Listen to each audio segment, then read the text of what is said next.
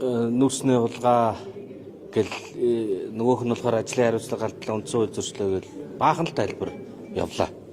Тэгэхдээ яаж ч айхтар тайлбарлсан нэг зүйл бол хүмүүст ойлгомжтой байгаа гэж би бодож байна.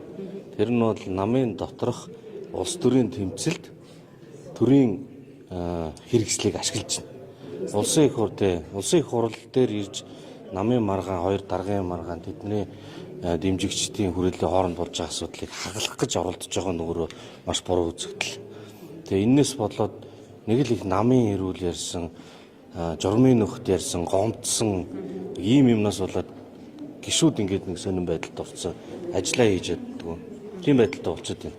Тэгээ энэ юутай холбоотой гэхээр би шууд хэлэхэд намын чадамжтай холбоотой. Улс төрийн нам болохгүй байна.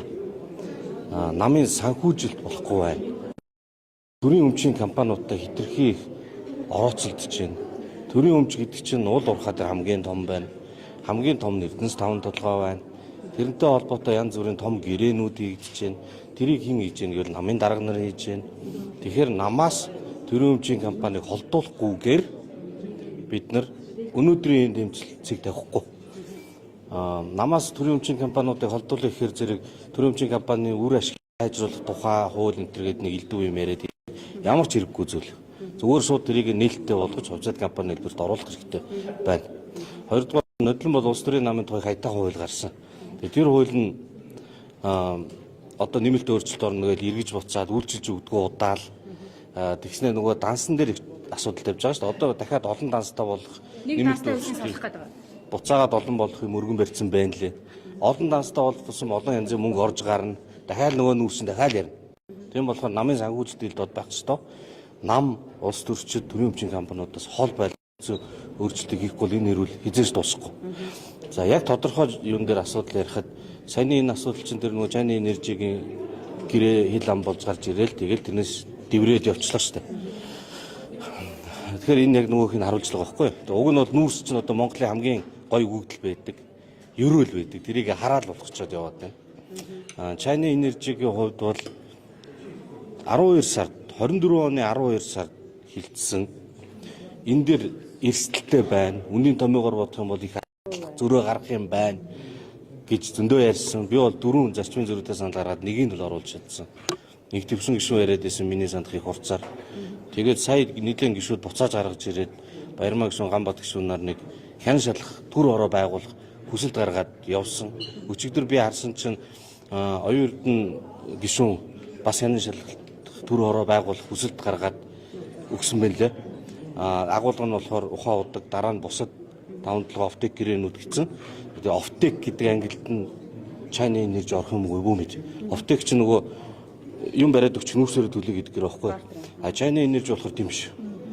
Тэгэхээр байхгүй мэн гэж би бол бодож байгаа. Баярмаа Ганбат гишүүдийн гаргасан бичиг нь болохоор зэрэг Чайны энержи дээр хэн шалах төр ороо. Тэгэхээр миний хувьд бол хоёулаа ажиллах нь зөв. Тэгсэн чинь улсын хурлын тухай хууль хоёроос ихгүй байна. Нэг чуулганы үеэр гисэн юм заасан байна гэлээ. Тэгээд тэрийг нь бид нэр эргүүлж хараад нэгдүгээрт Монгол улсын үндсэн хуульд ард түмний илч болсон гишүүд хян шалах төр хороо байгуулах эрхтэй гэж заасан байгаа.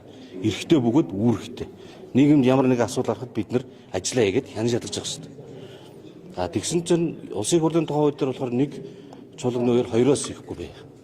Тэгэхээр энэ бол үндсэн эрх үүргийг процедурын одоо зохицуулалтаар хязгаарлаж байгаа нь өөрөө логикийн зөрчилдөө яагаад гэж хугацаа амжихгүй байгаа юм уу? Уулзалтын өрөө байхгүй юм уу? Кофе цай байхгүй юм уу? Шал утахгүй байгаа юм. Тийм болохоор энэ нэгдүгээр үндсэн хуулийн цэцэн асуудал юм байна.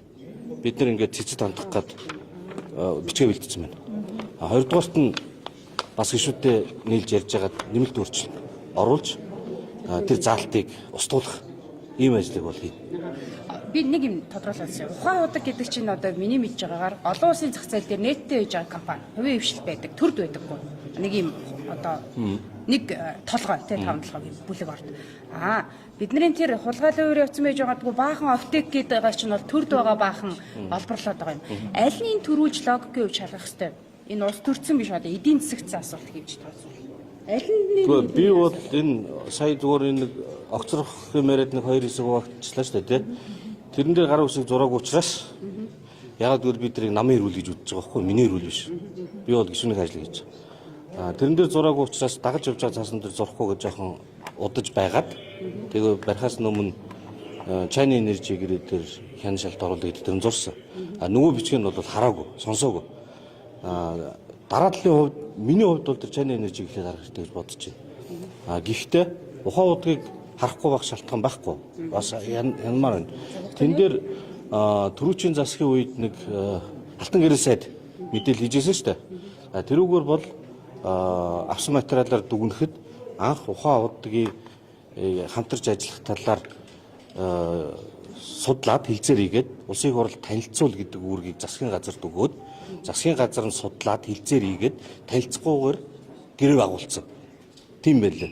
Тэгэхээр зэрэг ихнийх нэг тийм буруу хазгаа явуулсан. Тэгээд тэрнээс ч өөртөө хэдэн өчнөө олон жил өчнөө олон 100 сая доллараас цаашаа болцсон. Яаж гэдэг юм байгаа мэдэхгүй байна. Зүгээр хянаж шалах бол хэвийн үзэгдэл аль аль л хэрэгтэй. Одоо тэгээд төсөв уулын хилцэж явах хэрэгтэй. Нүүрсний үнэ хэд байхаа 90 сая гаргаж чадах юм уу чадахгүй мó гэдэг юм а бид нар ярьж явах уулын ёстой тий.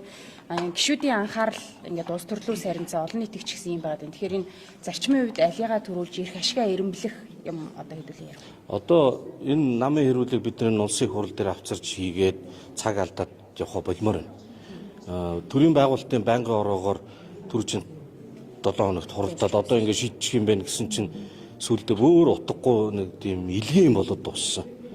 Бүлгийн хурлын том намын бүлгийн хурал өчигдөр болсон өнөөдөр бас болж байна. Тэгээд хүчинтэй ч юм уу хүчингүү ч юм уу бас нэг юм болцсон байна. Тэгэхээр 100 жилийн түүхтэн нам гэдэг шүү дээ. Асуудлаа нам дээрээ шийдчихээ. Төрийн ажлыг хиймээр байна. Тэр жагсаал цуглаан цалин төсөвгээд юмаа хийхгүй бол яах гэж энэ олон гишүүдийн гар үсэг цуглуулсан юм. Хүмүүс огцруулах гэж цуглуулсан шүү дээ. Хоёр талд нь битүү гараа үсэг цуглуулчаа. Тэгээд огцруулах гэдэг юм бол огцруул л та. Авж үлдэх юм бол аваад үлд. Шийдэх хэрэгтэй байна. Шийдээд тэгээд дараагийнхаа алхмыг хийхгүй ингээд нэг тийм сонь би одоо энэ төрийг ингэж нурааж байгаа сонин үзэгдэл гараад байна гэж бодоод. Яг одоохондоо сайн анзаарахдаггүй. Дараа нь хаанаас ямар зорилгоор юу явсан цаг хугацааны аясаар бол гарч ирэх бах. Ямар ч байсан маш хариуцлагагүй үзэгдэл. Тэгээд цуглаад ажиллаа хийвэл хий. Үнэхээр хийж чадахгүй бол тэгээд тарцгаа нэцтэй. Ямар амттай ажил хэрэгтэй шүү дээ. Энэ бага оптик гэрээний алдагдлыг харах юм бол эмч багш нарын цалинг хүсэж байгаа хэмжээгээр тавьчих боломжтой гэж зарим улс төрчид бол улс төржүүлж байна. Та энийг үнэхээр боломжтой гэж харж байна уу? Уул нь зөв тооцооллоо, зөв гэрээлээд ил тод явсан бол эмч багш нарын цалин хүсэж байгаа шиг 3.5 сая төгрөг боломжтой бид нар мөнгөтэй болсон. Хизээч улс төрчдийн гар төрийн өмчийн компани оруулчаад энэ маань эдгээр маань ингээд үнэн сэтгэлээс их мөнгө олж байгаад биднэрт шударгаар хуваарлж өгөх юм шүү гэдэг үг нь битгий идэг. Энэ компани тэнцэн хүн байгаа. Энд нэг том дарга амар гой сэтгэлтэй байж болно. Тэрний доор нь ажиллаж байгаа ч юм уу бусад нөхдүүд нь хулгайч байж болно. Тэр олон хүн дотор хин наан юу ихийг бид нар хялж чадахгүй.